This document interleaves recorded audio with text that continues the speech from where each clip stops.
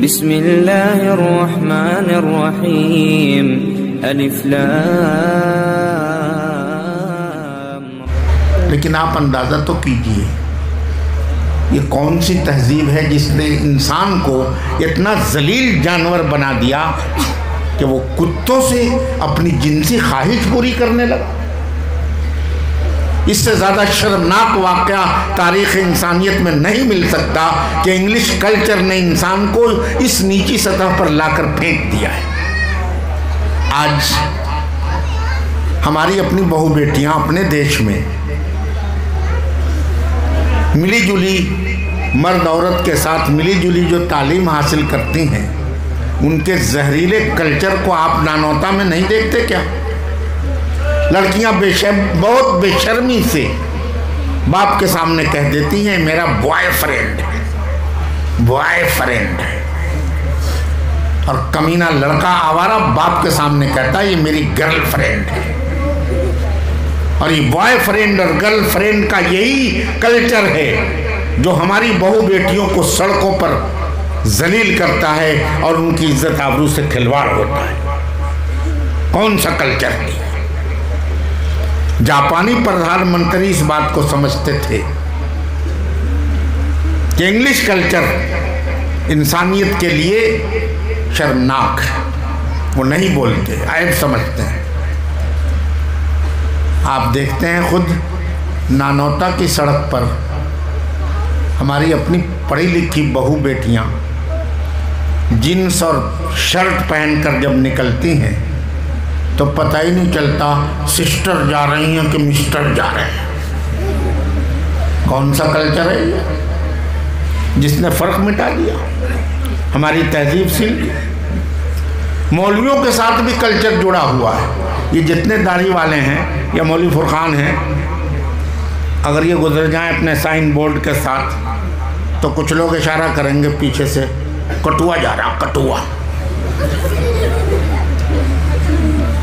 क्यों भाई, हमने किसी का गन्ना काटा?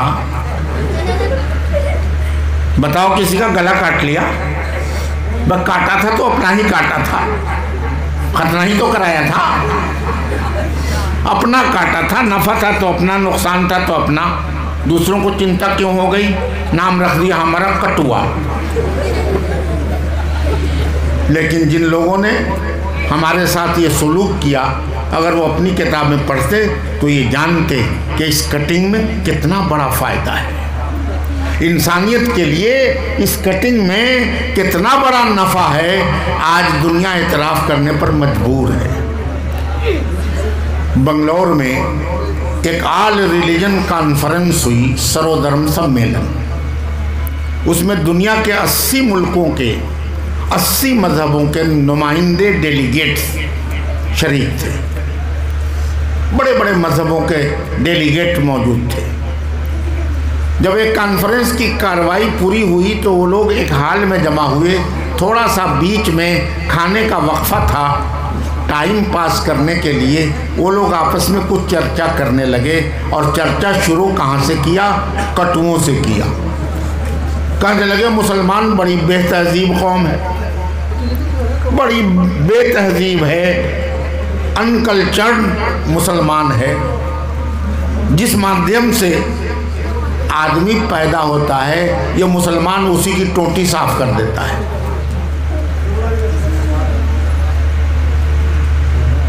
सब लोग एतराज़ कर रहे थे। मैं कहा करता हूँ अपनी किताबें पढ़ो। विचरन्ना शुना कशोनिया है ना परती मधवती निर्पलिंग छिद्दो कुटी शुनी निश्यति।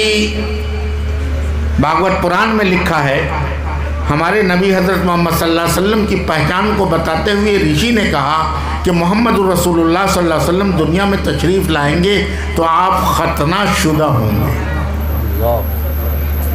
खतना आपकी पहचान होगी। और इस खतने की खूबी क्या होगी सुनिए। जब एतराज़ चलने लगे तो इत्तेफाक से वहाँ एक बहुत बड़े बुद्धिजीवी, दानिश्वर, इंटेलिजेंट, जो इस दुनिया में, इस वक्त की दुनिया में हमारे हिंदू भाइयों के पास सबसे बड़े साहिब इल्म हैं, हिंदू भाइयों के यहाँ एक किताब लिखी जा रही है जिसका नाम है हिंदुइज्म। ये किताब इतनी मोटी है कि इसको 500 बुद्धिजीवी इंटेलिजेंट मिलकर लिख रहे हैं और इन 500 इंटेलिजेंटों के चीफ हैं डॉक्टर शेषागिरी राव। चीफ हैं, वो भी आ गए। जब देखा कि मुसलमानों के खतने पर एतराज़ चल रहा तो उन्होंने पूछा कि आप लोग काहे पर एतराज़ कर रहे हैं? कहने लगे कटुओं पर कर रहे हैं, इनकी कटिंग पे कर रहे हैं। कहने लगे आपको इन पर एतराज़ क्यों है? मैंने भी अपनी कटिंग करा रखी। और उन्होंने बताया कि मेडिकल साइंस की रोशनी में अगर लोगों को खतने की खूबियों का पता चल जाए तो बेतहाशा लोग खतने के ज़रिए उस बीमारी का इलाज जो इंसानियत को तबाह किए जा रही है लोग खुद ढूंढ लेंगे। अमेरिका और इंग्लैंड के 60% डॉक्टरों ने आज के ज़माने में जो लोगों की हरामकारी और अवैध संबंध के ज़रिए मर्ज का सामना है, नानोता की चौराहे पर बोर्ड लगा मिलेगा एड्स से बचिए। ये एड्स इतनी मनहूस बीमारी है कि जो हरामकारी से पैदा होती है, बदफेली से पैदा होती है, अवैध संबंध से पैदा होती है। दुनिया को इसने अपनी लपेट में ले लिया। डॉक्टरों ने जब तहकीक की तो उनको एक अजीब हैरतनाक बात मिली।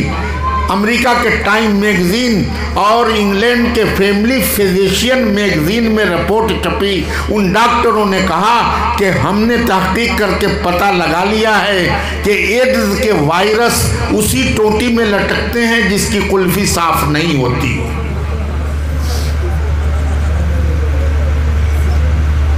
समझ में आई? आखिरश दामने सरकार पकड़ना ही पड़ा। अब 80% लोग अमेरिका और इंग्लैंड के डॉक्टरों की रिपोर्ट को पढ़कर खुद अपना खतना करा रहे हैं। आखिरश दामने सरकार पकड़ना ही पड़ा जब गुनहगार को कोई भी सहारा न मिला। कल्चर से जुड़ा हुआ है मामला, जुबान का, और इसी कल्चर की नहुसत है कि आज शर्म से डूब मरो मुसलमानों। तुम्हारे घरों से ईमान का जनाजा निकल रहा है। तुम्हारी बहुत सी बहू बेटियां दूसरों के घरों में सुअर खा रही। तरक्की याफ्ता शहरों में हालात बुरे हैं। अगर ये मदरसे ना हो, ये उलमा ना हो तो याद रखो ये तूफान इतनी तेजी से उबलेगा कि तुम सबको बहा ले जाएगा। तुम बताओ नानोटा की इज्जत किसी प्रोफेसर से है, किसी लीडर से है, किसी लेक्चर से है? ये उस साहिब इल्म बुजुर्ग से है जिसका नाम मोहम्मद कासिम नानोतवी, जिसने इस शहर को अजमत बख्शी है पूरी दुनिया में। वो कौन है? मौलवी है। मौलवियों पर बहुत सारे उंगलियां उठती हैं। ये दुनिया को नहीं समझते, नई तालीम के मुखालिफ हैं, इंग्लिश नहीं पढ़वाते और यूँ नहीं करते और यूँ नहीं करते। अलीगढ़ मुस्लिम यूनिवर्सिटी तुम्हें किसने दी है? किसी प्रोफेसर ने दी है? मौलाना सर सैयद अहमद खान ने दी है। मौलाना ने जामिया मिल्लिया यूनिवर्सिटी दिल्ली की किसने दी तुम्हें? शेखुल हिंद मौलाना महमूद हसन देवबंदी ने दी है। तुम्हें पटना यूनिवर्सिटी किसने दी है? मौलाना सादिक अली साहब ने दी है।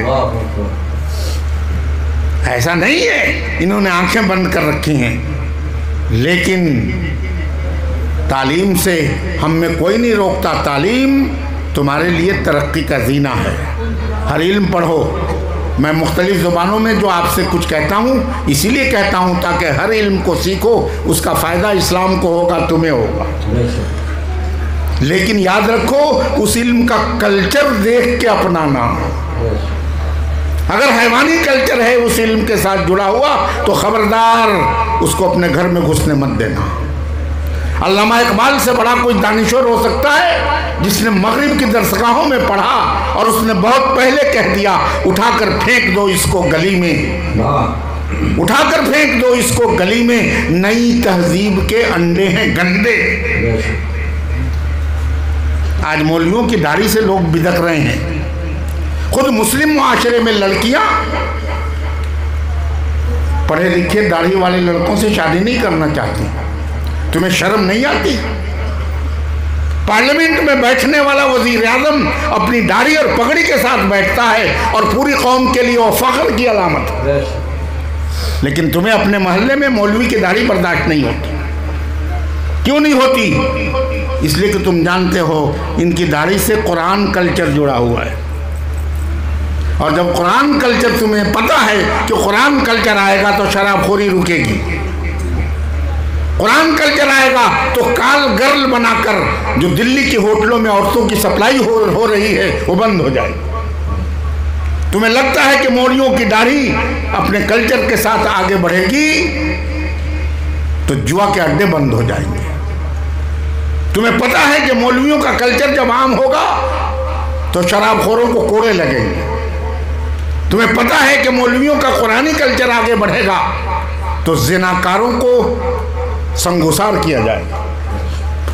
दुनिया गुनाहों में इतनी डूब चुकी है कि अब गुनाह को इसने हुनर बना लिया है। जब आदमी किसी लत में मुब्तला हो जाता है तो ऐब उसकी नज़र में हुनर हो जाता है। इसी मजमे में बैठे होंगे बहुत से बुद्धू जिनको एक लत पड़ गई होगी, नाक में डालते हैं उंगली, निकालते हैं रींठ और उसे सूंघते हैं, तसल्ली होती है। अबे गधे, ये इतना मजमुआ है, क्या सूंघ रहा? असल बात यह कि लत पड़ गई है। बीड़ी पीने वालों को देखिए, बैतुलखाला में बैठकर जब तक बीड़ी सुलगाकर कश नहीं लेते टट्टी नहीं उतरती। लती तो है और क्या है, वरना इस दाढ़ी में कांटे हैं जो लोगों को चुभ रहे हैं। नानातों वालों ने आसाराम बापू की दाढ़ी नहीं देखी क्या? मैं देखी नहीं। उससे ज्यादा लंबी दाढ़ी है मौलवी फुरकान की। किसी मौलवी की दाढ़ी उस साइज में है? और रामदेव जी की दाढ़ी देखते हो, सब जगह दुकानों पर नजर आ रही है, लहरा रही है। उस कौम को उनकी दाढ़ी बुरी नहीं लगती और तुम्हें अपने उलमा की दाढ़ी बुरी लगती है? शर्म नहीं आती? कहां जा रहे हो? मांगते फिरते हो अगियार से मिट्टी के चिराग, बहुत खूब। मांगते फिरते हो अगियार से मिट्टी के चिराग, अपने खुर्शीद पे फैला दिए साए तुमने। बहुत खूब। अपने घर में सूरज है उसकी कदर नहीं, मिट्टी के चिरागों से रोशनी लेते हो। कहाँ जा रहे हो? खैर, बात दूर चली जाएगी। जापानी प्रधानमंत्री इसीलिए नहीं बोलते कि इस जुबान का कल्चर इंसानियत को तबाह कर रहा है। मसला पैदा हुआ तो फिर कैसे बात बनेगी? ट्रांसलेटर ने कहा सिर्फ 2 सेंटेंस रट लें। शुरू में आपको बोलना होगा। दुनिया में जब कोई बड़ा लीडर दूसरे बड़े लीडर से मिलता है तो हाथ बढ़ाता है। दोनों लीडर एक दूसरे से मुसाफा करते हैं। जब मिस्टर ओबामा आपसे मुसाफा करने के लिए हाथ बढ़ाएं और आप उनकी तरफ अपना हाथ बढ़ाएं, उस वक्त आपको एक छोटा जुमला, मामूली जुमला बोलना पड़ेगा। How are you? छोटे छोटे बच्चे भी बोल रहे हैं स्कूलों में, हाउ आर यू? आपके समाचार ठीक है ना? खैरियत है भाई? यही तो है। आप अंग्रेजी में पूछेंगे हाउ आर यू, रट लीजिए। और जब आप ये जुमला बोल देंगे तो ओबामा साहब सुनकर फौरन कहेंगे I am fine and you? मैं तो बिल्कुल ठीक ठाक हूँ, मगर आप कैसे हैं? वो आपसे खैरियत पूछेंगे। जवाब दे देंगे मैं ठीक हूँ और फिर आपसे पूछेंगे आप कैसे हैं, तो आपको अब छोटा सा जुमला बोलना है, मी टू। बस इतना ही बोला, मी टू, यानी जैसे आप ठीक ठाक हैं हूबहू मैं भी वैसी ठीक ठाक हूँ। उसके बाद जब बात आगे होगी, हम लोग हैं, सब संभाल लें। उन्होंने रट लिया, तारीख मुलाकात की तय हो गई, ओबामा आ गए। तना नहीं आए, अपनी बीवी मिशेल को लेकर आए। जैसे इंडिया में आए थे तो आपने देखा होगा। और जब बड़ी सभा में मिस्टर ओबामा ने हाथ बढ़ाया जापान के प्रधानमंत्री की तरफ और उन्होंने अपना हाथ इधर बढ़ाया, तो उस वक्त इत्तेफाक से जो जुमला उनको रटाया गया था भूल गए और हड़बड़ा कर बोल बैठे, हु आर यू। कहना था हाउ आर यू, कह बैठे हु आर यू, तुम कौन हो।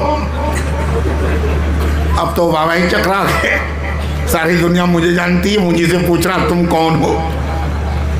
लेकिन ओबामा होशियार कौम का लीडर समझ गया कि जापानी प्रधानमंत्री इंग्लिश नहीं जानते, इसलिए गड़बड़ हुई। उसने फौरन इस जुमले को मजाक के मूड में ले लिया और फौरन जवाब दिया। पूछा था हु आर यू, तुम कौन हो। मिस्टर ओबामा ने कहा आई एम मिशेल हस्बैंड, मैं अपनी बीवी मिशेल का शौहर हूं। ये सुनते ही जापानी प्रधानमंत्री ने कह दिया मी टू, मैं भी शौहर हूं। काका गूंज गया मजलिस में। जुबान अजनबी हो तो बहुत से मसाइल पैदा हो जाते हैं, इसलिए मैंने इस वक्त बहुत मुख्तसर खुतबा आपके सामने मुख्तलिफ ज़ुबानों में पेश किया है ताकि इस वक्त कोई मसला ना हो। काश हमारे कुछ भाई होते जिनको मैं अपना ख़ास पैगाम पूरी दुनिया में देता हूँ। और आप क्या हैं, हिंदुस्तान के जिन इलाकों में मैं जाता हूँ वहाँ मंदिरों से मेरे नाम का ऐलान होता है। और ये बात मैं फिर बता दूँ कि आज हिंदुस्तान में रहने वाला हमारा बिरादर वतन, हमारा हिंदू भाई कुछ भी है, लेकिन एक बात में वो मुसलमानों से आगे है, वो इल्म का बड़ा कदरदान है। विद्या ज्ञान, इसकी कदर जितनी हमने हिंदू भाइयों में देखी उतनी मुसलमानों में बिल्कुल नहीं है। मैं मेरठ में जिस जगह रहता हूँ पूरा इलाका 90% हमारे हिंदू भाइयों का है, लेकिन जब मैं मार्केट से गुजरता हूँ तो दुकानों पर खड़े होकर मेरे एहतराम में डंडोत करते हैं और उनका कोई भी बड़ा प्रोग्राम हो मेरे बगैर मुकम्मल नहीं होता। क्यों? क्या चीज़ है मेरे अंदर? विद्या है, ज्ञान है। आप इस ज्ञान से महरूम हैं तो आपकी नाकदरी बढ़ रही है। हमें खुद सोचना चाहिए कि जिस कुरान ने हमें सबसे पहले तालीम का सबक दिया, इक़रा बिस्मि रब्बिकल्लज़ी खलक़, हमने उस सबक को भुलाकर खुद अपने लिए जिल्लत का रास्ता खोल दिया। बहरहाल इल्म कोई बुरा नहीं होता, सारी ज़ुबानें सारे इल्म कुरान से होकर गुजरते हैं। दुनिया की कोई चीज़ ऐसी नहीं है जो इल्म कहलाने की मुस्तहिक हो और कुरान ने उसको रोशनी न दी। हर चीज़ कुरान ने खोल के बताया है, लेकिन मुसलमान इसलिए पिछड़ गया कि ये इल्म से महरूम हो गया और इसने सिर्फ तहजीबी लानत को अपने गले का टॉक बना।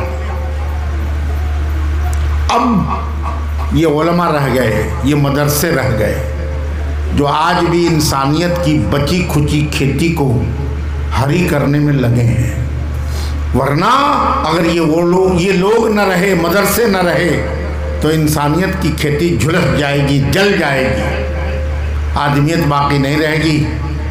अदना नमूना देखना हो नानौता वालों, मेरठ में आ जाओ। जिस बेटे को बड़ी चाव से मोहब्बत से पढ़ाकर ऊंचे ओहदे पर बैठाया था, वही बेटा बुढ़ापे में उसको घर से निकालता है, बुढ़िया और बूढ़ा दोनों को, माँ बाप को कहाँ भेजता है? बूढ़ा घर में,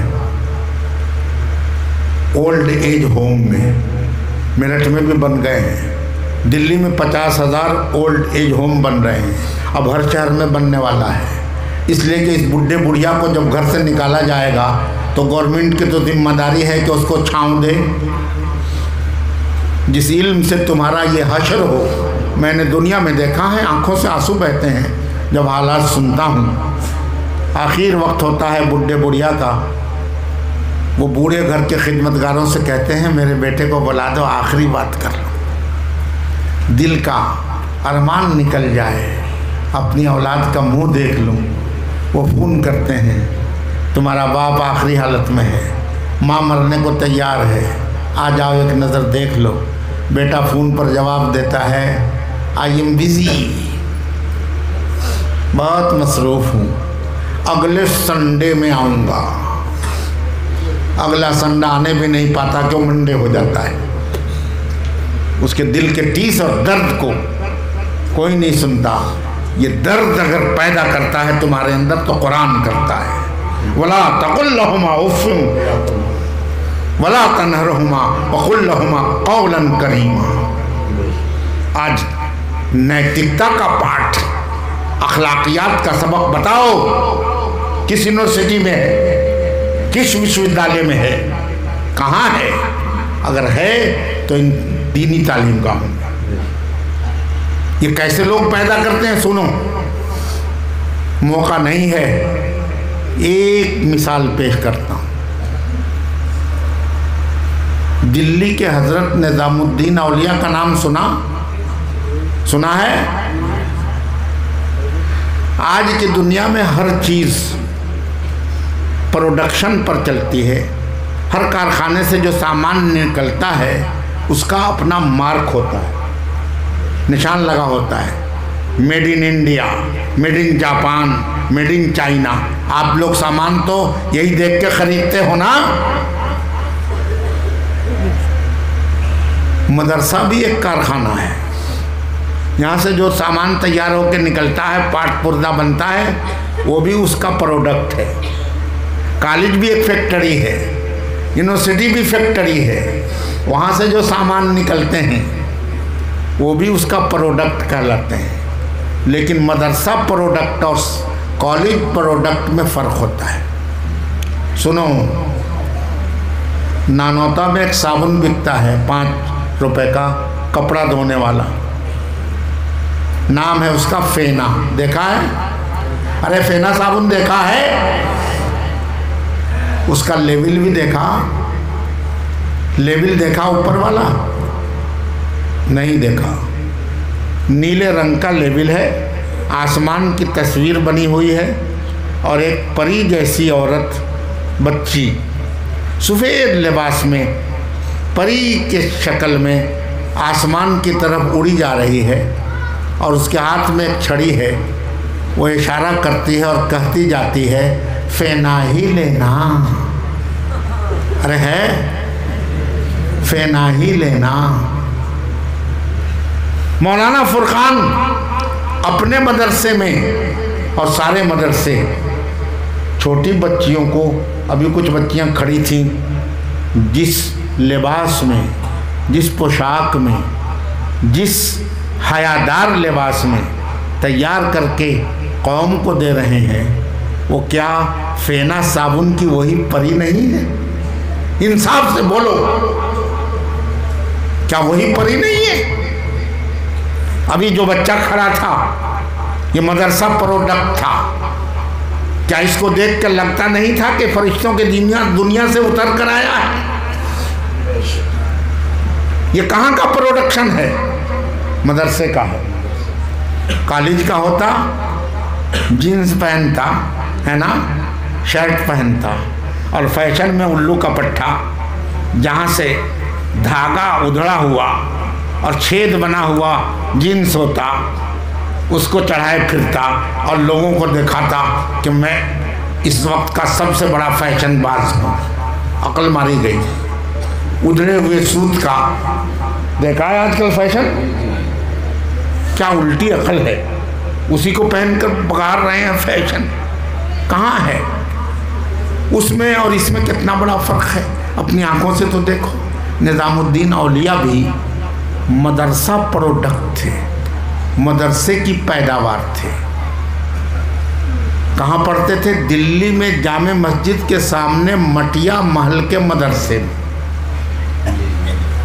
जिस ज़माने में वो पढ़ते थे अरबी किताबें, मौलवी बन रहे थे, उनके पास पैसे नहीं थे। एक दीनी किताब जिस पर जिल्द बंधवाने की ज़रूरत थी उनके पास आई।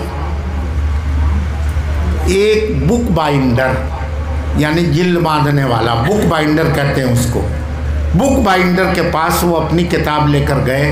फरमाया मेरी किताब बांध दो, जिल्द बना दो। कहा 4 आने लगेंगे। कहा ठीक है मैं दूंगा, लेकिन 4 आने अभी जेब में नहीं हैं, जब अल्लाह मुझे देगा तब मैं अदा करूंगा। अभी उधार 4 आने में मेरी किताब की जिल्दबंदी कर दो, बाइंडिंग कर दो। सुनो गौर से। उस हिंदू बुक बाइंडर को यकीन था कि ये मदरसे का तालिब इल्म है, झूठ नहीं बोल सकता। किताब बांध दी, हवाले कर दी, पढ़ते रहे। सालों तक चवन्नी नहीं आई। हालात थे गुर्बत के। जब पढ़ते पढ़ते फारिग हो गए तब कहीं से चवन्नी उनको हासिल हुई और लेकर सीधे उसी बुक बाइंडर की दुकान पर गए ताकि वो चवन्नी का हक अदा कर दें। देखा तो शटर पड़ा हुआ है दुकान पर।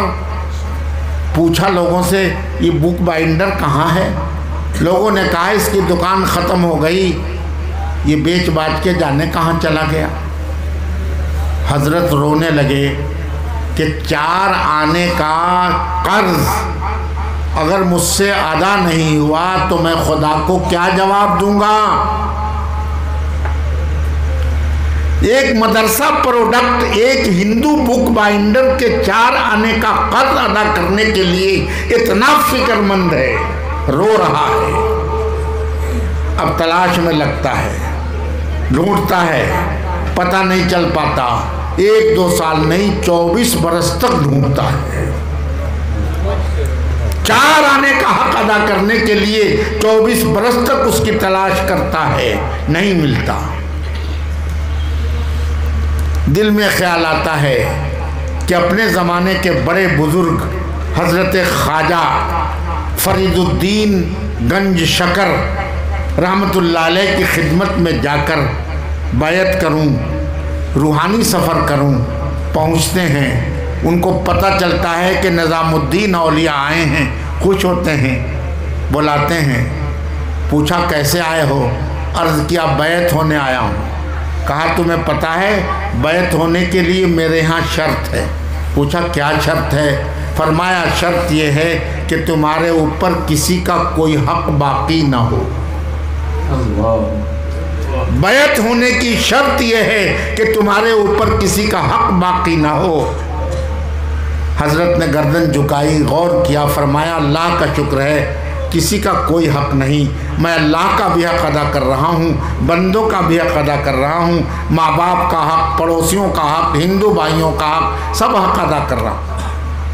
मगर हजरत सिर्फ 4 आने का एक हक हिंदू बुक बाइंडर का मेरे ऊपर बाकी है। मैंने 24 बरस तक उसको ढूंढा, नहीं मिला, आज तक वो बाकी है। बस यही एक हक बाकी है, बाकी सब अदा कर चुका।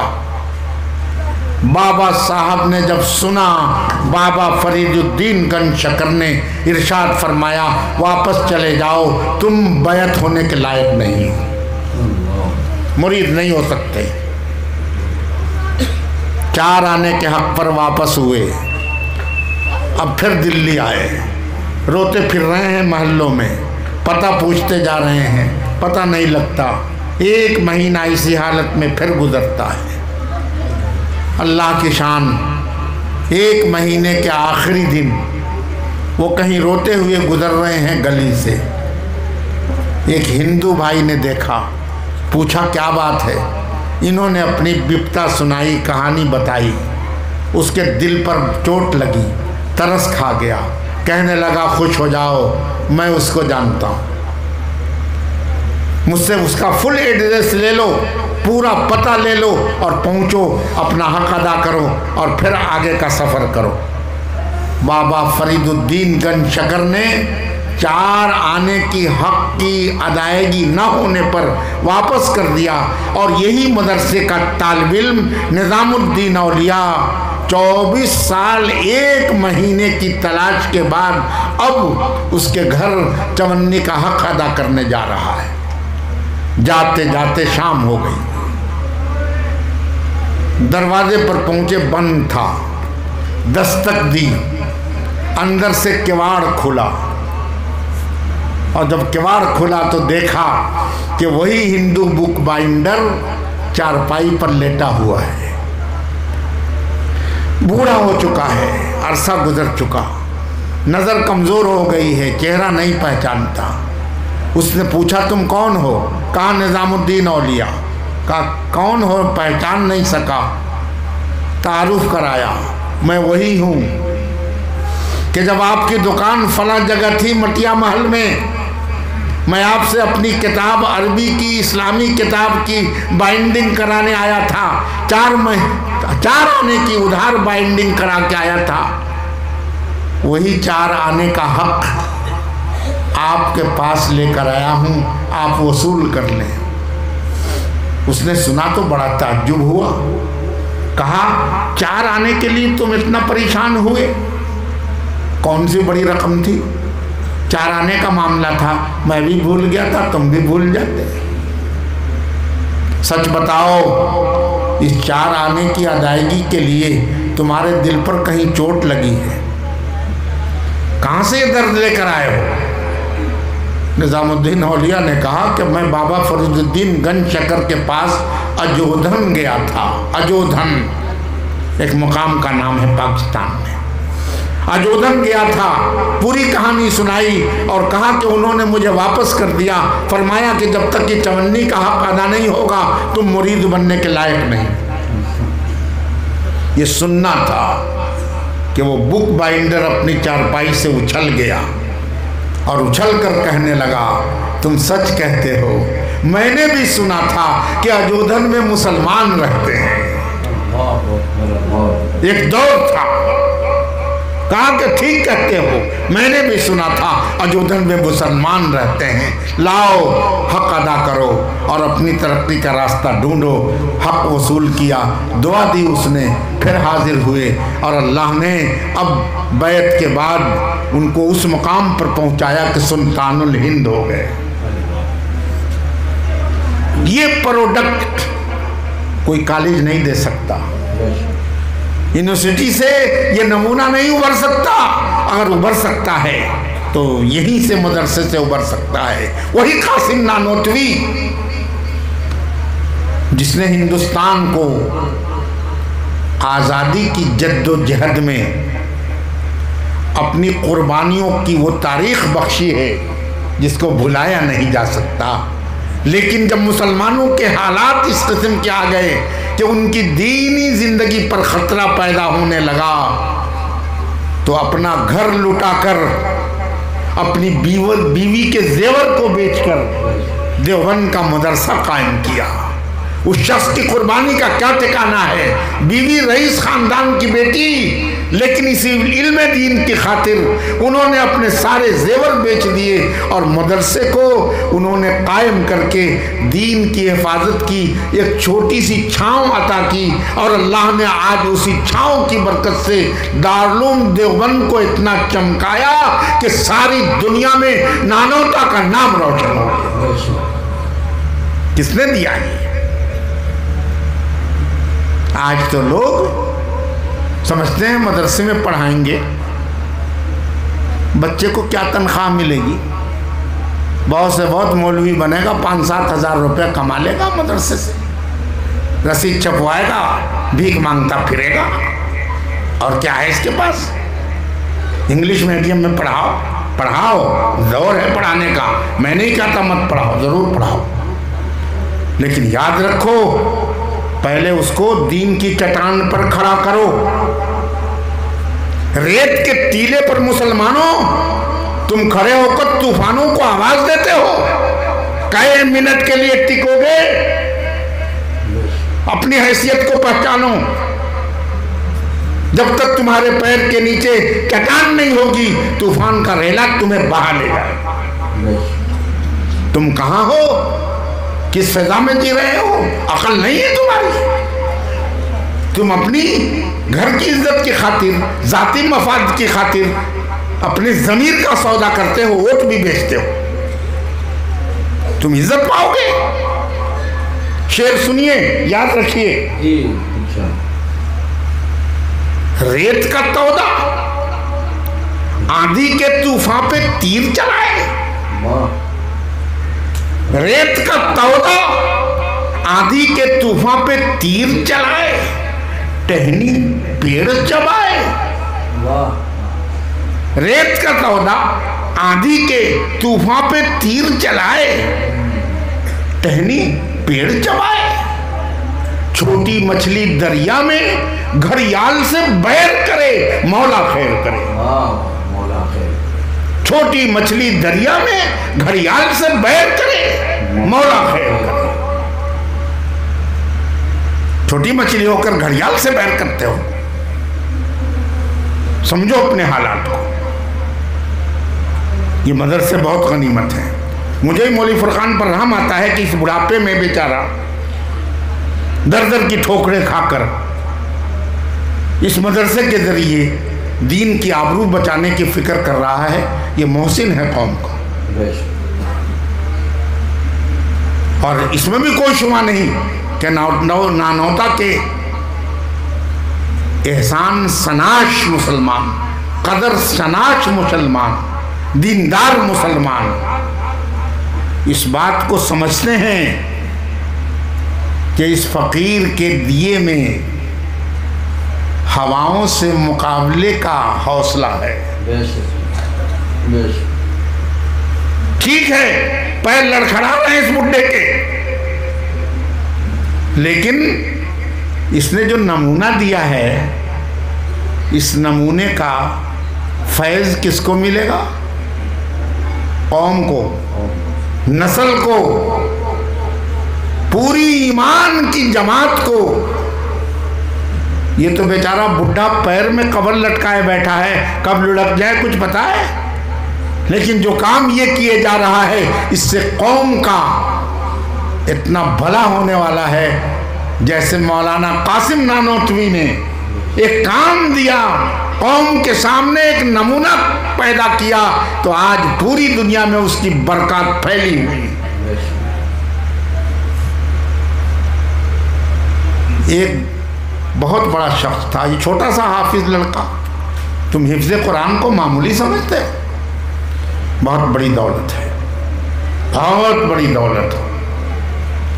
जनाब रसूलुल्लाह सल्लल्लाहु अलैहि वसल्लम सबसे पहले कुरान को सीनों में उतरवाते थे।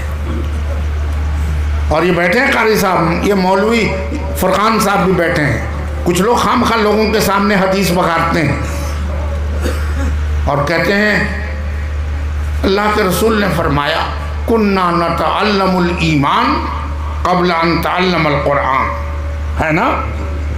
मतलब बताते हैं ईमान पहले सीखो, कुरान बाद में। मैं बेवकूफ़ो, तुम जाहिल रहने के लिए इस हदीस को उल्टा करते हो कि हम ईमान पहले सीखते थे, कुरान बाद में सीखते थे। क्या सहाबा ईमान पहले सीखते तो कुरान बाद में सीखते थे? नहीं, गलत है। इस हदीस का मतलब यह है कि सहाबा कुरान के ज़रिए इजमाली ईमान को पहले सीखते थे। कुरान के ज़रिए तुम ईमान क्या है भाई, कोई तुम में से तारीफ़ करेगा? अगर करेगा तो कुरान की आयत पढ़ के ही करेगा। आमनर रसूलु बिमा उन्ज़िला इलैहि मिर रब्बिही वल मुमिनून कुल्लुन आमन बिल्लाहि व मलाइकतिही व कुतुबिही व रुसुलिही इला आखिर आयत। ईमान यही तो है जो कुरान बता रहा है, सिखा रहा है। तो किसको सीखा तुमने पहले, सच बताना। कुरान। ये मौलवी फुरकान 3 दिन के लिए निकल गया, 40 दिन के लिए निकल गया, तो ये भी उल्टी समझ लेके आया कि कुरान बाद में सीखेंगे, पहले ईमान सीखें। अरे बेवकूफ़ो, ईमान की बुनियादी कुरान है। तुम्हें कुरान को पहले सीखना पड़ेगा, तभी उसके साथ ईमान आएगा। इसीलिए हज़रत उमर रज़ी अल्लाह ताला अन्हु ने अपने ज़माने में जो कुरान के मकातिब और मदारिस खुलवाए, उनमें एक मदरसा था हज़रत अबू दर्दा रज़ी अल्लाह अन्हु। अबू दर्दा रज़ी अल्लाह अन्हु के मदरसे में जो लोग हाफिज़ होते थे, उनकी लिस्ट मंगाई कि तुम्हारे यहाँ कितने हाफिज़ हुए हैं। तो उन्होंने एक साल में 10,000 हाफिज़ों की लिस्ट पेश कर दी। और अपने हुदूद सल्तनत में जहाँ जहाँ हिफ्ज़ कुरान की दरसगाहें थी उनकी लिस्ट मंगाई तो तारीख बताती है कि 1 लाख सहाबा के हाफिज होने की लिस्ट उनके पास आ गई। यह है वो चीज़। तो एक शख्स कुरान का हाफिज बनवाता है तो दरअसल एक पूरी नस्ल को हिदायत का चिराग दे रहा है, अंधेरे में काम आने वाला। इसलिए ये मोहसिन है कौम का। आप जो कुछ ताउन करते हैं ये इनका नहीं, कौम का है। दीन के जरिए अपना है, दुनिया से आखिरत तक का। हजरत अबुल हसन नूरी जुमा के दिन मस्जिद में खड़े हुए भीख मांग रहे हैं, लाओ दे दो, मेरे हाथ पे रख दो, चवन्नी दे दो, अठन्नी दे दो, रुपया दे दो, दे दो। हजरत जुनैद बगदादी जैसे मशहूर बुजुर्ग का एक मुरीद वहीं है। उसने देखा कि अबुल हसन नूरी जैसा बुजुर्ग भीख मांग रहा है। आंखों में आंसू आ गए, भागा गया हजरत जुनैद के पास, कहा कि गज़ब हो गया, अबुल हसन नूरी जैसा बुजुर्ग भीख मांग रहा है। हजरत जुनैद ने सुना, रोने लगे। फरमाया कि खुदा जाने क्या हालात होंगे, वरना तो भीख मांगने की बात ही नहीं थी। रहम आया, कहा कि मेरे रुपयों की टोकरी लाओ। फ़ौरन मंगाई और लप भर करके चंगेरी में जितने दिरहम आए रुपए वो सारे डाल दी। उसके बाद तराजू मंगाया और तराजू मंगाकर 10,000 दिरहम लगभग तौल कर फिर उसी में डाल दिया और कहा जाओ फ़ौरन दे आओ। वो लेकर आए, खुश हुए कि आज अबुल हसन नूरी को भीख मांगने की अब ज़रूरत नहीं पड़ेगी। ला के सामने रख दिया कि हज़रत जुनैद ने आपको दिया है। वो तो साहिब कश्फ बुजुर्ग थे। फ़ौरन गुस्सा आया, फरमाया तूने जाकर बताया होगा कि मैं भीख मांग रहा हूँ। मैं गधे में भीख नहीं मांग रहा था। फरमाया लाओ मेरा तराजू लाओ। उन्होंने भी अपना तराजू मंगवाया और 10,000 के करीब दिरहम तौलकर एक तरफ रख दिए और बाकी को अलग छांट दिए। 2 लप जो थे वो अलग छांट दिए। कहा कि ये जो तौल के दिया था जुनैद ने मुझे फ़कीर समझकर सदक़े की नीयत से भेजा है, जाओ उसके मुंह पे फेंक दो। मैं भिखारी नहीं हूँ कि जुनैद का 10,000 दिरहम का सदका कबूल करूँ। हाँ, ये लब भर के जो दिया है इसमें हदिये की नियत की है, मैं इसको कबूल करता हूँ। और सुन ले गधे, तूने जो समझा कि मैं भीख मांग रहा हूँ, बात ये नहीं थी। बात असल ये है कि अल्लाह ने आज मेरे दिल पर ये बात डाली थी कि जो शख्स भी तेरे हाथ पर कुछ रख देगा मैं आज उसकी मग़फ़िरत कर दूँगा। इसलिए मैंने हाथ फैलाया कि जो जिस दर्जे का है वो मग़फ़िरत में अल्लाह की शरीक हो जाए। मैं लोगों के लिए मग़फ़िरत मांग रहा था, भीख नहीं मांग रहा। दोस्तों, ऐसे ही नई इस्लामिक वीडियोस पाने के लिए हमारा चैनल इशाअतुल इस्लाम कैराना सब्सक्राइब करें और बेल आइकॉन दबाएं ताकि नई वीडियोस आपको मिलती रहें। शुक्रिया।